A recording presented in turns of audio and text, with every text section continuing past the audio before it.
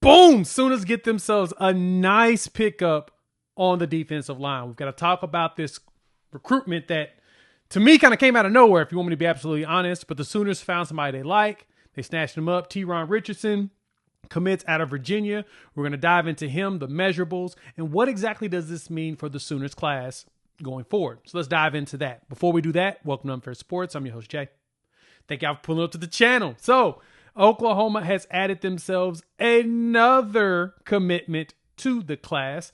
That gets them to number 18 in the recruiting. But this one is an interesting with T-Ron. I didn't expect this to happen anytime soon, but it did. So let's go ahead and look at his measurables. And I kind of explained to you all why I think this is a very intriguing pickup and what it looks like the Sooners are trying to do. Let's jump right into it. So look at the measurables. T-Ron walks into this bad boy. Everyone's showing different numbers, right?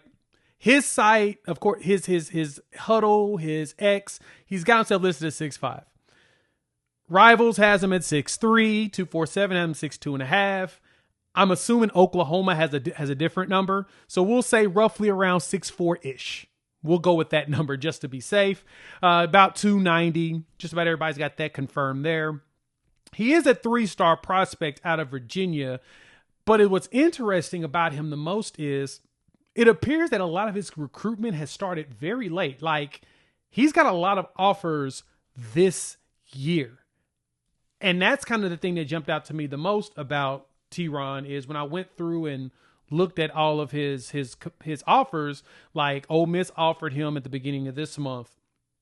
He got West Virginia in July. Purdue hit him up in July. But then you go back to some of the older ones, some of the bigger ones. May was when Georgia offered. May was also when he got Penn State on the board, and South Carolina and Florida. So you got your SEC schools. Kentucky was the beginning of May. Maryland was the end of April. Vanderbilt was in April. Boston College was also in April. You know, we offered in April. Syracuse offered him in April. And so Auburn offered in April. So he had a lot of pretty good schools on there. Virginia and Virginia Tech was March and April. So it was like everything about his recruitment ended up being late. So he did an official visit in June. And if you listen to Jim Nagy when he talked to me over there on Locked On Sooners, the one thing that he said that is that Oklahoma does different that they didn't do before is that they get their own measurements now with all these visits. And, you know, Nagy was here in June, and so they got their measurements in. And they must have seen something out of him when they did that. Now, the tape, of course, as y'all been seeing, is pretty darn good. The kid is pretty beastly, being out of Virginia. And he finds a way of getting through and hitting people. Looks like he has some solid feeding. Looks like he gets pretty low.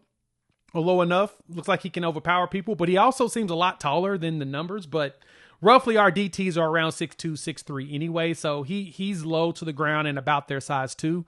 So I don't have a problem with where he's at height wise and everything. But it's very interesting that he is a 3-star, and I'm wondering what that means about him, his recruitment, and why why he hasn't really picked up that much. I guess that's kind of my thing.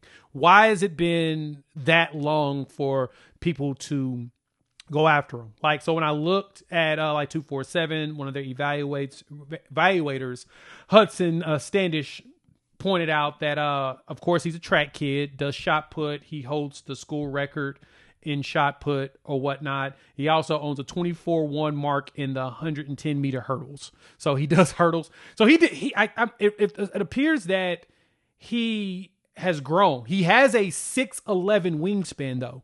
So that's crazy to me that he is at his height, roughly 6'3" to 6'5" range, but he has a 6'11" wingspan, which is, of course, and a very much above average arm length. So he's kind of bigger than we expect. And that's where this comes in, where I think Oklahoma saw something in him that when he came out and they did their measurables, they like the agility with the size and what his capabilities and possibilities are. So I'll explain kind of what more of that means.